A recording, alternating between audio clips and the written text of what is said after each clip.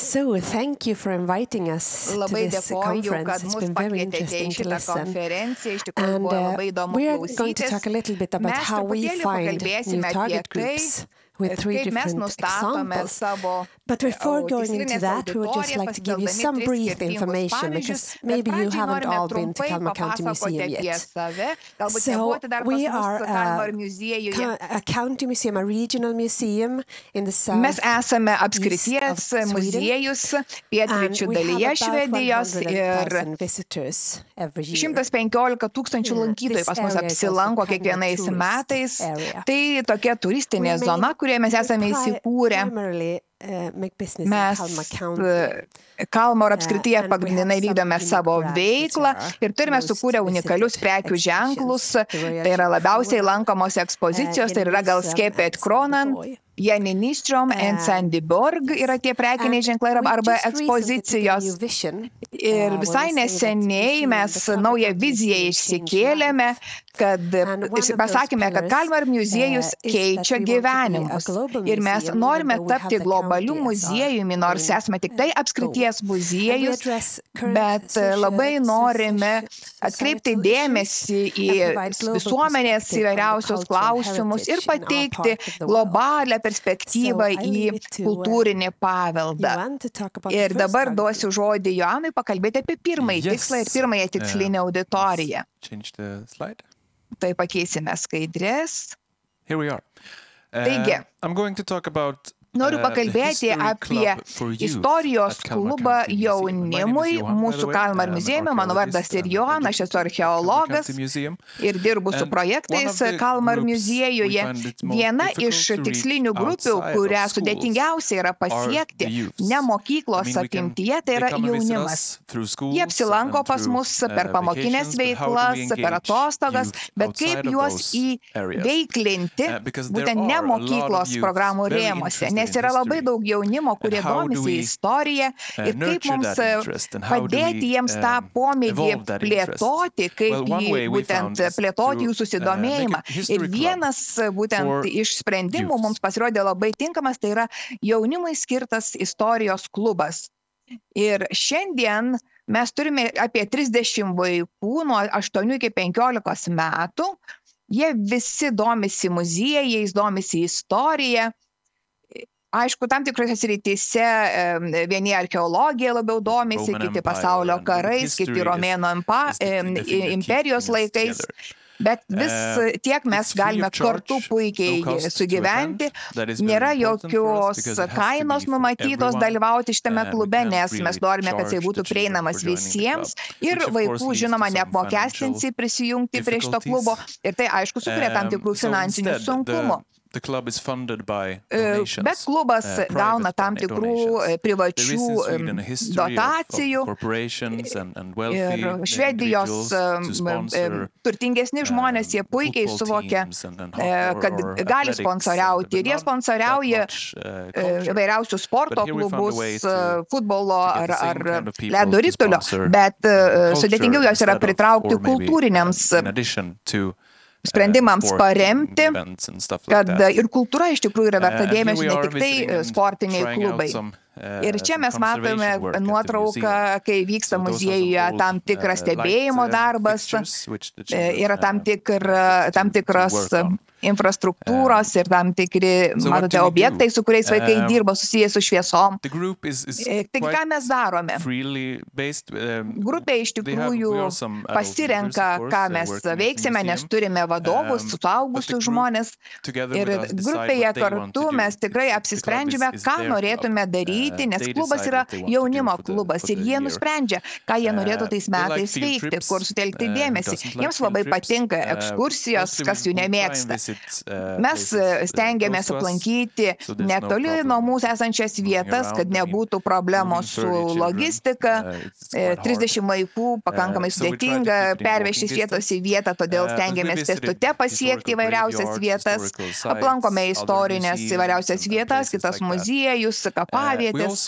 Taip pat, kadangi mes esame didelis muziejus, mes turime daug skyrių, turime archeologijos skyrių, turime konservavimo skyrių, saugojimo skyrių ir kitus skyrius, kurie veikia pas mus, todėl mes panaudojame ir tuos išteklius. Čia mes žiūrime, kaip yra išsaugomi, užkonservuojami tam tikri archeologiniai radiniai, kuriuos parvežė iš būtent 17 amžiaus pradžios jūrinių objektų ir vaikai mato, jie prisiliečia, pauosto, kaip ten viskas vyksta, tai yra archeologinių objektų tiesioginis prisilietimas prie jų. Taip pat kviečiame ekspertus, kalbėtojus, kalbame su knygų leidėjais, rišėjais, su žmonėmis, kurie mėgaujasi savo darbų ir mėgaujasi galimybę dalintis savo darbų su vaikais, ypač su vaikais, kuriems tai yra įdomu, o jie turi tūkstančius klausimų ir kartais nepakanka atsakymų, kad atsakytų į visus jų smalsius klausimus. Taip pat turime ir praktinės veiklos, organizuojame istorinės dirbtuvėles ir verdame, ir gaminame, ir ieškome, kad galėtume prisiliesti prie tam tikrų veiklų. Kodėl būtent prie muziejaus buvo sukurtas šitas istorijos klubas? Nes tai tampa lyg susitikimo vieta vaikams, kurie turi tokių specialių susidomėjimo sričių. Kai aš buvau tokio amžiaus, aš neturėjau su kuo pakalbėti apie istoriją. Nedaug žmonių šalia manęs domėjosi istoriją, nedaug klasės draugų domėjosi istoriją, tiek, kiek aš domėjausi. Taigi tai tampa vaikams iš skirtingų mokyklų, iš skirtingų situacijų gyvenimuose susitikti ir pakalbėti apie istoriją, susipažinti su žmonėmis, kurie nelaiko jų keistuoliais dėl jų pomėgių, nes jiems patinka istorija ir jie vienas kitą paskatina, pastiprina. Taigi šitoje vietoje jie gali būti savimi, mes priimame visus, nesvarbu, iš kur jie yra kilę ir kokios yra jų istorijos. Ir mes taip pat lyg tampame kitos jau ateinančios kartos muziejaus darbuotojų mokymo platformą. Geriausia pradėti yra nuo mažumės savo būsimus kolegas ugdyti. Taip, kaip dažnai mes susitinkame? Mes susitinkame 2 kartus per mėnesį klube vakarais, tai yra 2 kartus per mėnesį trečiadieniais. Žinoma, po pamokų vyksta mūsų susitikimai, kad vaikai galėtų eiti į mokyklą. Kartais bendradarbiaujam su kitom organizacijom, prisitaikom prie muziejaus darbo valandų, kartais reikia ir pakeisti savo susitikimo laiką. Norėčiau kalbėti ir dar daugiau apie mūsų istorijos klubą, bet dėja laiko turime nedaug. Jeigu jums įdomu, aš visą dieną čia būsiu su jumis, tikrai prieikite, plekšnokite man per petį ir aš papasakosiu daugiau apie istorijos klubą. Dėkoju.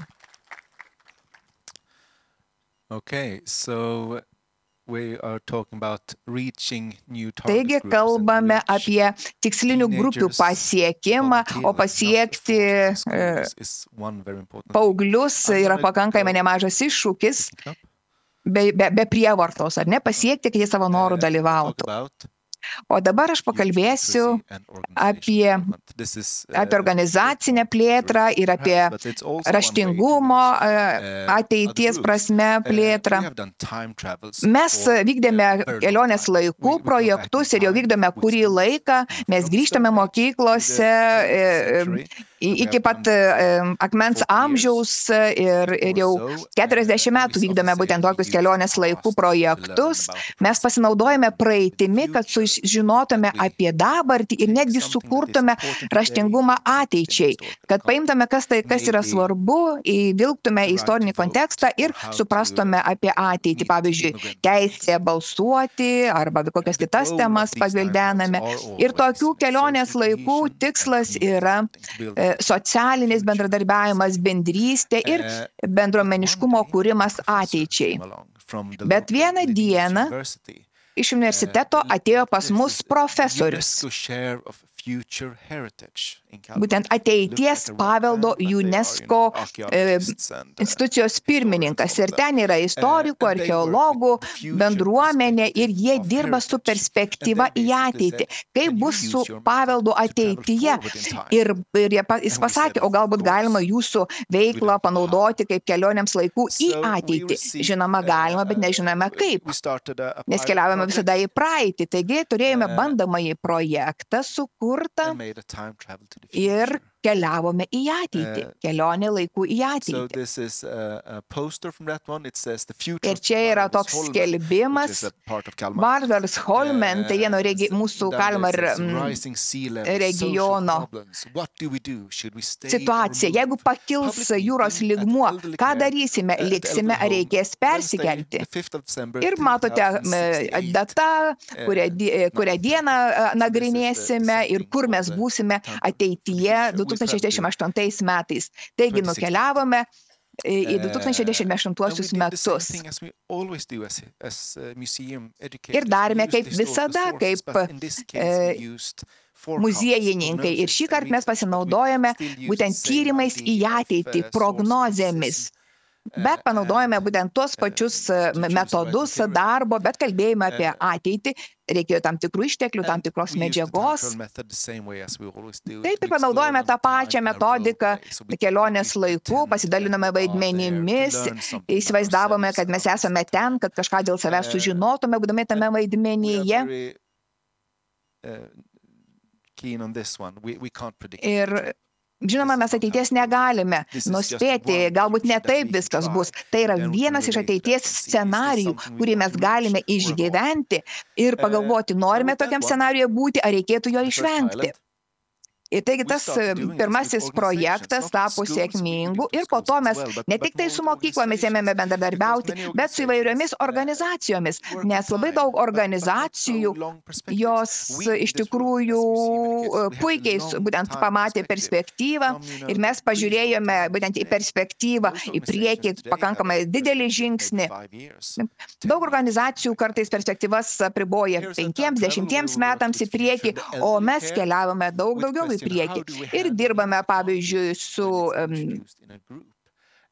pagalba senjorams ateityje, ką darome su technologijomis, kaip jos paveiks mus, kaip paveiks žmonės, kurie dirba su būtent senjorų globos įstaigose, kokios technologijos bus tinkamos, kurios bus netinkamos. Ir mes turime būtent vieną tokią sritį kaip dirbtinio intelekto daktaras, yra balso modifikatorius ir Snapchat filtrai. Ir žmonės klausė, ar jūs padarėte būtent tą veiklą ir buvo iš tikrųjų labai smagu išbandyti, kaip žmonės į tą galimą ateitį sureaguoja. Taip pat kūrėme ateities energijos sistemas, elektros aprūpinimo sistemas. Tai yra įmonės, kurios neegzistuoja, buvo tokie logotipai sukurti ateities kompanijų ir būtent kokia bus elektros tiekimo įmonių rolė būtent decentralizuotai sistemoje ateityje. Kaip mes žmonės galėtume sudėlioti visus būtent sluoksnius visuomenėje, kalbant apie ekonomiką, šiuo atveju apie energijos tiekimą. Ir mes matome būtent, kad yra galimybė nuspėti tam tikras tendencijas ilgojo perspektyvoje. Jeigu tai yra ateitis, taip, kokias pamokas mes išmokome. Mes esame iš tikrųjų, kaip muziejininkai, prisilietę prie laiko labai giliai, kalbame apie praeitį, kalbame apie ateitį.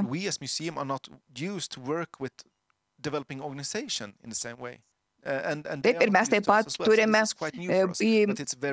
ugdyti naują įgūdį bendrauti su tam tikromis organizacijomis ir mes kaip muziejininkai iš tikrųjų galime padėti jiems, organizacijoms galvoti apie ateitį, įsiugdyti tą įgūdį, mąstyti apie ateitį organizacijose ir mąstyti ne tik tai apie 5 ar 10 metų, bet apie tolimesnę perspektyvą, ilgalaikę perspektyvą organizacijoje.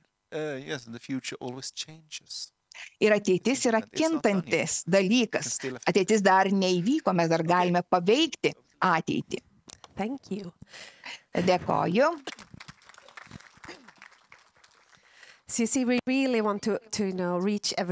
Mes, kaip matote, tikrai norime pasiekti nuo gimimo iki paskutinės gyvenimo dienos visas amžiaus grupės. Aš labai daug dirbau būtent su senjorais pastaruoju metu ir kai kalbame apie senjorų globos įstaigas, mes jau 10 metų su jais dirbame. Pirmasis projektas buvo nacionalinis projektas, 5 krašto muziejai prisijungė, kad galėtume pasiekti būtent tą tikslinę auditoriją ir mes labai norėjome padaryti kažką tokio įspūdingo ir veiksmingo. Ir pradėjome dirbti su senjorų globų namų personalu ir jie buvo labai skeptiški.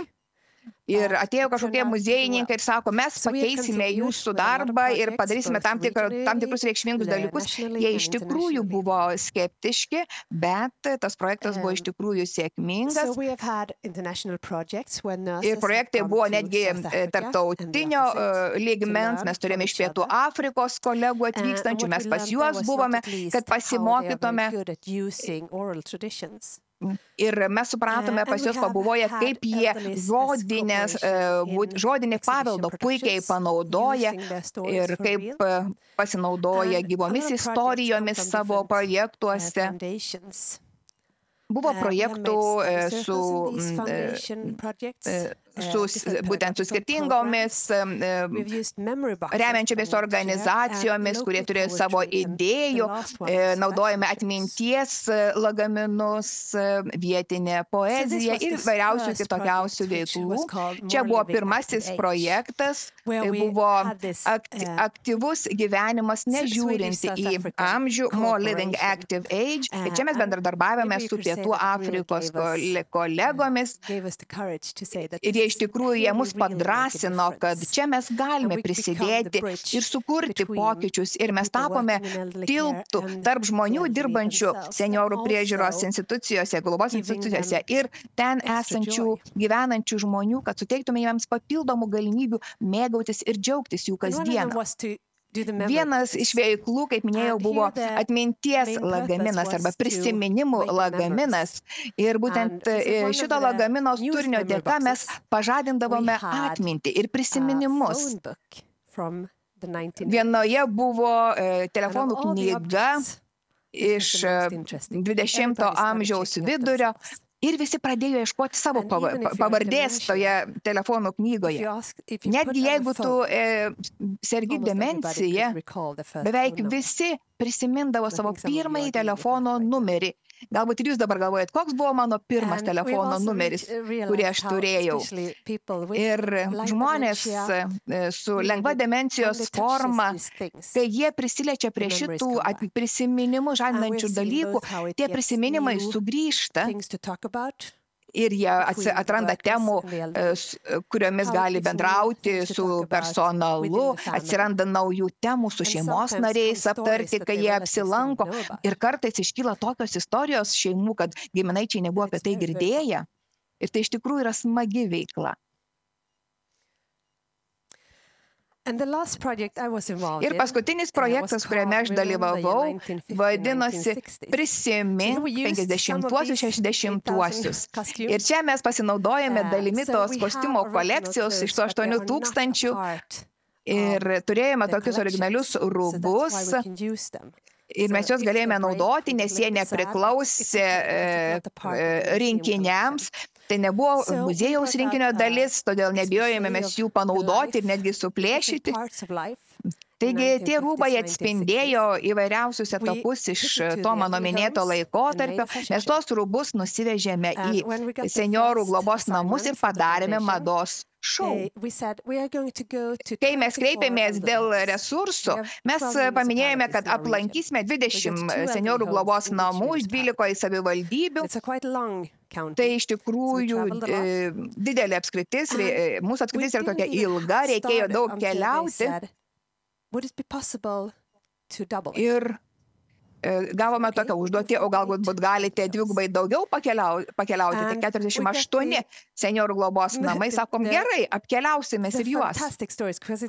Ir tai buvo nuostabi istorija, toks interaktyvus mados šou, mes demonstravome rūbus, bet iškart išgirdome istorijų susijusių su tais rūbais, apie pirmasias nailoninės kojinės. Viena moteris pasakė, kai aš nusipirkau pirmasias kojinės, tai buvo ypatingas momentas. Ir parduotuvėlė, kur galėjau nusipirkti tokias kojinės, buvo arčiau negu tualetas, į kurį turėjau eiti tuo metu. Įvairiausių istorijų išgirstame tų projektų eigoje. Ir tas projektas iš tikrųjų išsiplėtė. Kai mes su kolega baigėme šitą projektą, aplankėm 84 iš tikrųjų senjorų globos namus. Ir tos istorijos tapo pagrindu kitiems būsimiems projektams. Mes surinkome įvairiausių istorijų apie mokyklas ir prieš mėnesį pateikėme dar vieną paraišką padirbėti su mokyklų istorijomis, su prisiminimais apie mokyklas. Ir taip mes būtent jau ruošiamės naujam projektui. Ir šitų žmonių mes negalime atsivežti į muziejus, mes važiuojame pas juos. Ir sėkmės faktorius ir yra, kad mes aplankome juos, nes jie ne visada gali atvykti į muziejų. Ir mes pastelkėme visais sensoriniais pojūčiais, kai kurie nemato, bet jaučia medžiagą, kai kurie girdi. Mes paliečiame būtent visus jausmus, visas jusles įdarbiname, kad būtų efektyvu. Kartais reikia sutrumpinti kažką, kartais pailginti, kartais reikia turėti laiko išklausyti, kad galėtume gauti medžiagos būsimiems projektams. Ir visas sektorius iš tikrųjų iš to laimi, nes ne tik taip mūsų senjorai, šeimos laimi, personalas laimi, nors jie yra mūsų tikslinė grupė, būtent mūsų senjorai. Ir šitie projektai dažniausiai turi ir privatų finansavimą. Būtent mums nereikia naudoti muziejaus biudžeto, todėl dar lengviau galime pasiekti tuos žmonės. Taigi, kaip ir mano kolegos, aš visą dieną čia su jumis būsiu, čia yra mūsų elektroniniai paštai, jeigu reikėtų susisiekti. Dėkoju jums už dėmesį.